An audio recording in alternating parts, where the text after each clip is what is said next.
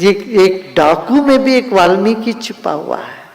वाह, क्या बात है, क्या बात है। ये बात हमने इस देश में देखा, और इस देश में हमने कभी भी किसी भी साइंटिस्ट को या किसी भी अलग विचारधारा रखने वालों को कभी हमने सताया नहीं।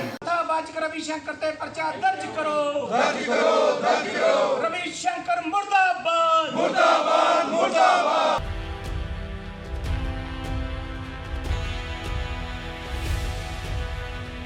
ਧਰਨਾ ਸਾਨੂੰ ਅਸੀਂ ਸ਼੍ਰੀ ਰਵੀ ਸ਼ੰਕਰ ਨੇ ਪ੍ਰਮਾਤਮਾ ਬਾਰੇ ਅਪਸ਼ਬਦ ਬੋਲੇ, ਉਹਦੇ ਬਾਰੇ ਐਪਲੀਕੇਸ਼ਨ ਅਸੀਂ ਦਿੱਤੀ ਸੀ ਸਦਰ ਥਾਣੇ ਵਿੱਚ।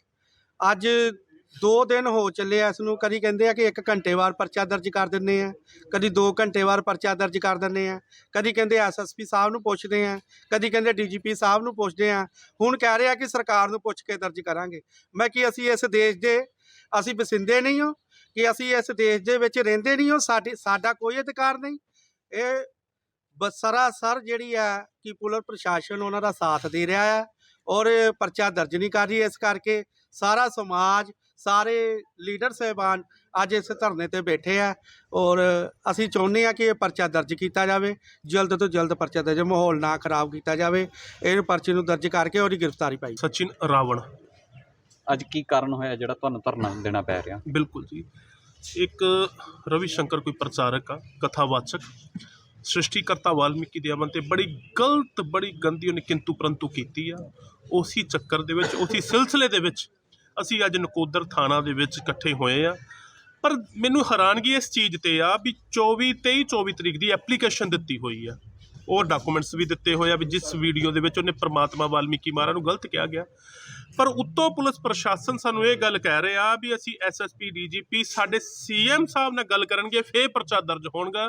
ਇਹਦਾ ਮਤਲਬ ਜਿਹੜਾ ਇਸ ਦੇਸ਼ ਦਾ ਮੂਲ ਨਿਵਾਸੀ ਸਮਾਜ ਆ, ਜਿਹਨੂੰ ਵਾਲਮੀਕਨ ਜਾਤੀ ਕਿਹਾ ਜਾਂਦਾ ਵਾ, ਇਹਨਾਂ ਤੇ ਮਨੂ ਸਮ੍ਰਿਤੀ ਲੱਗਣੀ ਨਹੀਂ ਬਲਕਿ ਲੱਗ ਚੁੱਕੀ ਆ। ਲੱਗਣੇ ਵਾਲਾ ਕੰਮ ਹੀ ਆ ਵੀ ਸਾਨੂੰ ਗੁਲਾਮ ਬਣਾ ਲਿਆ। ਸਾਡੇ ਪ੍ਰਮਾਤਮਾ ਦੀ ਲੜਾਈ ਆ, ਸਨਮਾਨ ਦੀ ਲੜਾਈ, ਤੇ ਪਰਚਾ CM ਕਰੂਗਾ, ਸਮਾਜ ਕਰੂਗਾ। ਇਸ ਕਰਕੇ ਮੇਰੀ ਇੱਕ ਖੁੱਲੀ ਚੇਤਾਵਨੀ ਆ ਤੁਹਾਡੇ ਮੀਡੀਆ ਤੋਂ ਵੀ ਅੱਜ ਤੱਕ ਕੇਵਲ ਟ੍ਰੇਲਰ ਦਿਖਾ ਰਹੇ ਆ, ਨਹੀਂ ਤਾਂ ਇਹ ਨਾ ਹੋਵੇ ਅਗਰ ਪਰਚਾ ਨਾ ਦਰਜ ਹੋਇਆ ਤਾਂ ਸੋਮਵਾਰ ਨੂੰ ਪੂਰਾ ਵਾਲਮੀਕਨ ਸਮਾਜ ਪਿਕਚਰ ਦਿਖਾਏਗਾ। ਔਰ ਇੱਥੇ ਅੱਜ ਪੂਰੇ ਕੌਮ ਦੇ ਨੇਤਾ ਬੈਠੇ ਆ, ਸੰਤ ਸਮਾਜ ਬੈਠੇ ਆ, ਔਰ ਜਿਹੜਾ ਵੀ ਅਸੀਂ ਫੈਸਲਾ ਲੈ ਕੇ ਉੱਠਣਾ, ਡਿਸੀਜ਼ਨ ਲੈ ਕੇ ਉੱਠਣਾ, ਤਾਂ ਜੋ ਉਹਦਾ ਨੁਕਸਾਨ ਹੋਏਗਾ ਪੁਲਿਸ ਪ੍ਰਸ਼ਾਸਨ ਔਰ ਪੰਜਾਬ ਦਾ ਪ੍ਰਸ਼ਾਸਨ ਹੋਏਗਾ। ਇਹਨਾਂ ਸ਼ਬਦਾਂ ਨਾਲ ਜੈ ਵਾਲਮੀਕੀ, ਜੈ ਭੀਮ। ਇਹ ਦੁਖਾਂਤ ਆ ਸਾਡੇ ਦੇਸ਼ ਦਾ, ਸਾਡੀ ਸਟੇਟ ਦਾ, ਕਿ ਹਜ਼ਾਰਾਂ ਵਾਰ ਪਰਮਪਿਤਾ ਪਰਮਾਤਮਾ ਤ੍ਰਿਕਾਲਦਰਸ਼ੀ ਭਗਵਾਨ ਵਾਲਮੀਕੀ ਮਹਾਰਾਜ ਜੀ ਦੀ ਪਾਵਨ ਛਵੀ ਨੂੰ ਲੈ ਕੇ ਅਨੇਕਾਂ ਲੋਕਾਂ ਨੇ ਬਹੁਤ ਸਾਰੇ ਭੱਦੀ ਸ਼ਬਦਾਵਲੀ ਜਿਹੜੀ ਵਰਤੀ ਜਾਂਦੀ ਹੈ। ਔਰ ਅੱਜ ਜਿਹੜਾ ਨਕੋਦਰ ਆਉਣ ਦਾ ਮੈਂ ਕਹਿ ਸਕਦਾ ਵੀ ਅਸੀਂ ਦੁਖਾਂਤ ਨਾਲ ਹੀ ਕਹਾਂਗੇ ਕਿ ਪਿਛਲੇ 24 ਤਰੀਕ ਤੋਂ ਸਾਡੇ ਇੱਥੇ ਦੇ ਵੀਰਾਂ ਨੇ ਉਹ ਰਵੀ ਸ਼ੰਕਰ ਕਥਾਵਾਚਕ ਜਿਹੜਾ ਹੈਗਾ ਆਰਟ ਆਫ ਲਿਵਿੰਗ ਵਾਲਾ, ਉਹਨੇ ਗਲਤ ਸ਼ਬਦਾਂ ਦਾ ਸਹਾਰਾ ਲੈਂਦਿਆਂ ਹੋਇਆਂ ਪਰਮਪਿਤਾ ਪਰਮਾਤਮਾ ਦੀ ਛਵੀ ਨੂੰ ਧੂਮਿਲ ਕਰਨ ਦਾ ਪ੍ਰਯਾਸ ਕੀਤਾ ਹੈ। ਉਹਦੇ ਤਹਿਤ ਮੇਰੇ ਵੀਰ ਇੱਥੋਂ ਦੇ ਜਿਹੜੇ ਨਕੋਦਰ ਸ਼ਹਿਰ ਦੇ ਸੀਗੇ, ਉਹਨਾਂ ਨੇ ਐਪਲੀਕੇਸ਼ਨ ਦਿੱਤੀ ਸੀਗੀ ਬਈ 295 ਦੇ ਤਹਿਤ ਉਹਦੇ 'ਤੇ ਪਰਚਾ ਦਰਜ ਕੀਤਾ ਜਾਏ। ਪਰ ਦੁਖਾਂਤ ਹੈ, ਪੁਲਿਸ ਇਸ ਵੇਲੇ ਸਰਕਾਰ ਦੀ ਹੱਥ ਠੋਕੀ ਬਣੀ ਹੋਈ ਹੈ। ਔਰ ਸਭ ਤੋਂ ਵੱਡਾ ਜਿਹੜਾ, ਕਿਉਂਕਿ ਜੇ ਅਪਮਾਨ ਸਾਡੇ ਰਹਿਬਰਾਂ ਦਾ ਹੁੰਦਾ ਤੇ ਉਹਦੇ 'ਤੇ ਫੈਸਲਾ ਇਸ ਸਟੇਟ ਦਾ CM ਲਵੇ, ਜ਼ਿਆਦਾ ਸਾਨੂੰ ਮੈਂ ਸਮਝਦਾ ਇਸ ਤੋਂ ਵੱਡਾ ਕੋਈ ਦੁੱਖ ਨਹੀਂ ਹੋ ਸਕਦਾ। ਔਰ ਇਸ ਮਾਧਿਅਮ ਤੋਂ ਅਸੀਂ ਚੇਤਾਵਨੀ ਦੇਣਾ ਚਾਹੁੰਦੇ ਹਾਂ ਸਰਕਾਰ ਨੂੰ ਵੀ, ਮਾਣਯੋਗ DGP ਸਾਹਿਬ ਨੂੰ ਵੀ, ਸੋਮਵਾਰ ਤੋਂ ਜੇ ਸ਼ਹਿਰ ਦੇ ਹਾਲਾਤ ਬਦਲਦੇ ਆ, ਜੇ ਸ਼ਹਿਰ ਦੇ ਵਿੱਚ ਕੁਝ ਹੁੰਦਾ ਤੇ ਇਹਦੀ ਸਿੱਧੀ ਜ਼ਿੰਮੇਵਾਰੀ ਜਿਹੜੀ ਆ ਪੁਲਿਸ ਪ੍ਰਸ਼ਾਸਨ, DGP ਸਾਹਿਬ ਦੀ ਔਰ ਮਾਣਯੋਗ ਜਿਹੜੇ ਇਸ ਸਟੇਟ ਦੇ ਮੁੱਖ ਮੰਤਰੀ ਆ ਉਹਨਾਂ ਦੀ ਹੋਏਗੀ।